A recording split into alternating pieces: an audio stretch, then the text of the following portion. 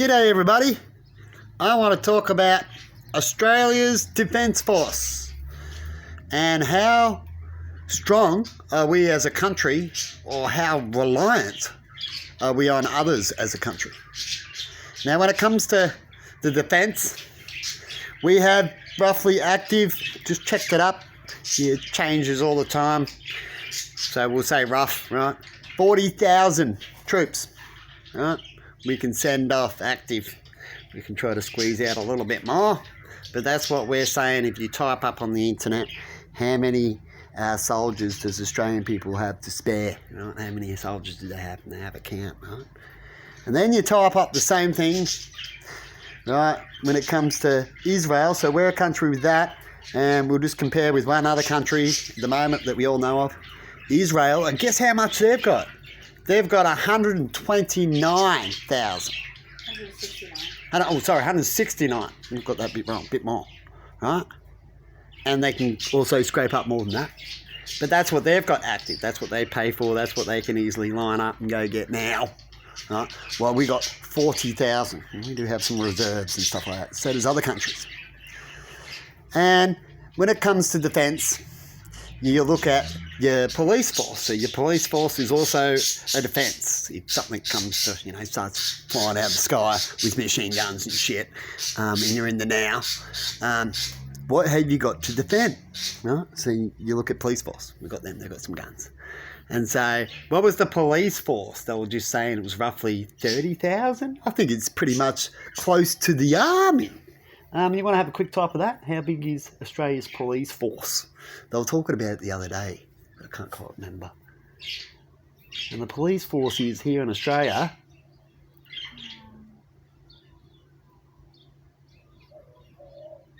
Just bear with me for a second. Sorry, I didn't look at that one to quickly chuck it in.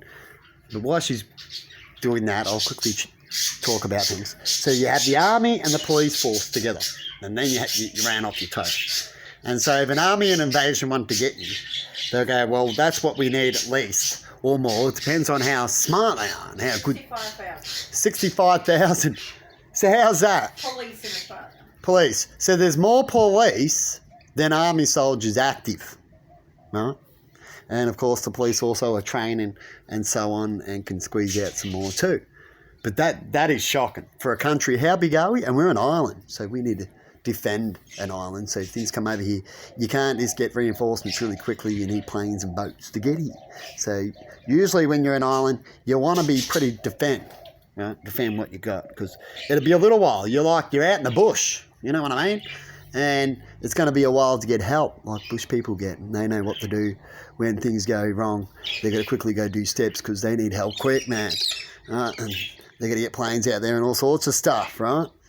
And that's good that they've got these allies. So they're allies that help. But you know how that runs. Things happen. It's good to have the actual place there. You know what I mean? But if there's not happening very often, we have the flying hospital, as they call it, right, here in Australia. And so between those two, we haven't got enough for Israel. Israel's army, if they're trained as well as us, would give us a hell of a fight, if not beat us. Right? As their numbers are bigger than our numbers, just with their army. So they will crush our army and crush our police force, right? If our police aren't as good as their people by, 2 or 3 times. They'll have to kill at least 2 to 3 to make up the numbers, right? Make sure they win at least 2. Right? So each person kills at least 2, they'll be pretty well right. And if they get 3, right, on average or so, they should be right. But it all depends on that, right? That doesn't usually happen. It's usually 1-to-1 in a lot of cases, right? And so we'd get our asses beaten. But here in Australia, we also have to rely. So we rely on other countries to come to our aid. We're happy, cheerful people. That's cool to be. But we pretend that we don't need a big army. We're so hopeless in everything else. We have a big debt and everything. I'll just put it in this sector. I guess that's probably why, right? We're really nice. No one's going to attack us because we're too peaceful. But we know in history that's not going to work all the time. People attack you just because they want to, because you're too nice, right? And we rely on allies, and we were surrounded by certain allies that can help us if things come in. But it's easy to do sneak attacks, as we've known, Pearl Harbor. Of course, these days it's harder than then, but we do have more better technology to get around, so it's pretty much the same, if not worse. It depends on what sector you're looking at. When it comes, can they get to us without us knowing and do a sneak attack? Right? And so we've got that army, right? What I just told you. So if we had a sneak attack of 100,000, right, we could be taken over. So we get taken over before allies rock up. It's very hard to get it back, right? The allies have to come in screaming, and we're going to lose. They're going to use us as hostages, as shields, and stuff like that. And negotiation, and you know how it goes. It's going to be bad. It'll be bad. You get lucky, it'll be like France thing, and you go through hell. People will be raped, all sorts of terrible shit before the allies come and help us. If that happened, they managed to have that happen. And more likely, if you wanted to do such a war, that's what you would do. Hitler did a similar thing. He would come in with a big force, and it's not hard for these people, certain countries that's got millions, to do such a force. Right? And so that's pretty scary that we're opened up like that. That can happen. And it just doesn't, because we get along, right? And there's people that might step in, and consequences maybe, right? But I believe when it comes to minimum that you should have at least hold off. To have allies be effective is that you got to have the hold off, right? If you can hold them off so the allies can rock up, you'll be right? There's no big bad things happening where you're going to lose a lot of time and it's going to be a lot of shit before things get better. And so you need to have enough to hold off, right, armies. And so it's good that you have more, the army the better for that, isn't it? And so, in another point, why is America so strong?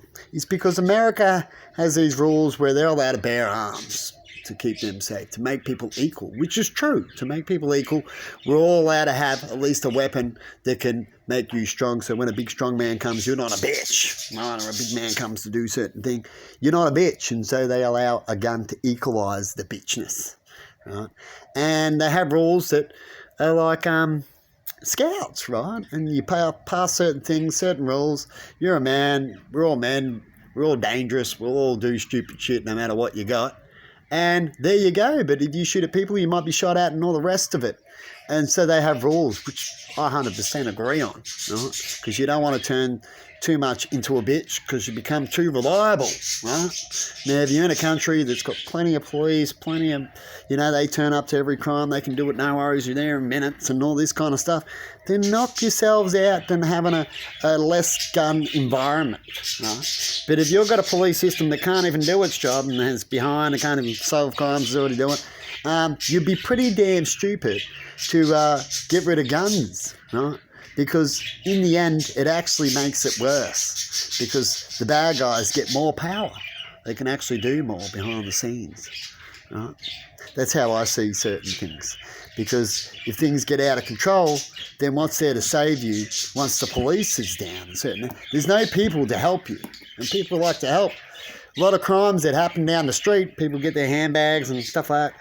If they're going to get caught, right, it's usually the people that catch them. So when there's good people around, bad crime doesn't happen very often. When you have chicken shits around or people don't give a crap, you're going to have a lot of crime because people will be grabbing shit and running off and doing things right in front of people's face as long as they get away with it with him. No one's really going to care. Right? They'll just video me or something. Right? And if you've got an environment like that, you'll see more crime. But if you have people standing up everywhere and everyone educated and being nice, then no thief will want to try anything. Right? That's why I talk about posting up videos and stuff like that when it comes to certain things, because it'll all help us stop these areas besides just the police doing it, right? Constantly. Defence, that's what it is. And so when it comes to our army, how safe do you think we are? How reliable do you think we are? And how long could we hold off such a thing? Right? Do you believe that hundreds of thousands of troops couldn't be dropped off from ships that could be sneaked up, or submarines, or even a quick flyover, right? When it comes to our planes and all the rest of it too, that number is about the same, pretty poor compared to others. So we'll say 200 compared to 2,000, right? Or even 20,000. So we're not doing too good. Hey, buddy. No, what's going on? Come over, say hello. You want a piece of bread? Yeah, I want a piece of bread. Hey? Now you're going to eat all the seeds and you want a piece of bread. Crocodiles usually like the pieces of bread. And so when it comes to defence, you'd want certain things, right? It makes your country defend itself better. So what's the best free army, everybody? The people! In the game Red Alert I used to play, there used to be levels where you can have an army and all that, and then they had houses around in these maps, and they called it the people, and you can ally with them and join them and use them, and they can come out and when things are going bad and they're attacking all your men and farming and stuff, you can send these people out and they'll shoot with handguns and they can do something. Right? They're with the people.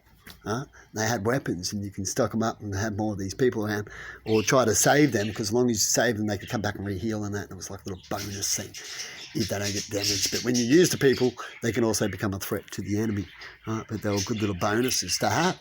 And so if you want to have your numbers up and cost you nothing, well, you have people with weapons. Cost you nothing. They're like a free army. So thumbs up to America with their big free army, right? That's what makes them strong, once again, is because of that.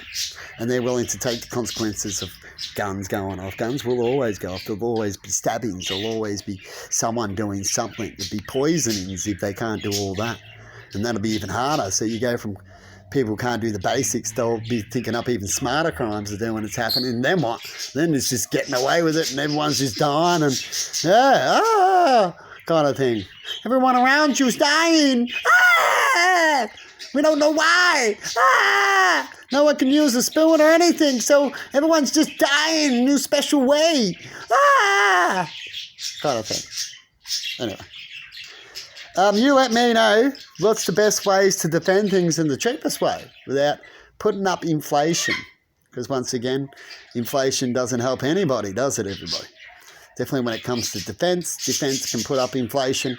Some countries have got their inflation because of too much army. Our inflation is because we screw up everywhere. I try to find actually a spot, and I'm thinking Australia's pretty screwed everywhere. They're always asking for money, so you hear these great script talks and stuff like that, and they get the money. Oh no, I'm about to get the bed for you now, matey. And they get the money, and then you see nothing get done. And we got all this inflation. We heard all these great things to happen, but projects are half done and money didn't get there, and all these arguments and so on, eh? And so the best way to get a nice, good defend country is a country with people that get along as well in that area and get things done, and that'll also help defence. Anyway, I'm going to leave it there. You let me know in comments what we should do. How vulnerable do you think we are? Do you think that everything's okay because we just got allies and you believe allies will help us? Do you know the story of what happened to Britain and America, and they were allies, and why they didn't come to their aid at certain different reasons? Go back and have a look, and then let me know once again, once you check that out. If you didn't have an answer, it might give you one. How safe do you think you're then? Huh? How safe was America thinking, doing their own thing, and then all of a sudden something got sneaked up because they thought nothing would? Right? And they do these things with drills. And they do drills all the time. So when they need to, it'll be just another day of a drill. Scary thinking, but it's the truth. So have a good one out there, everybody, and see you later.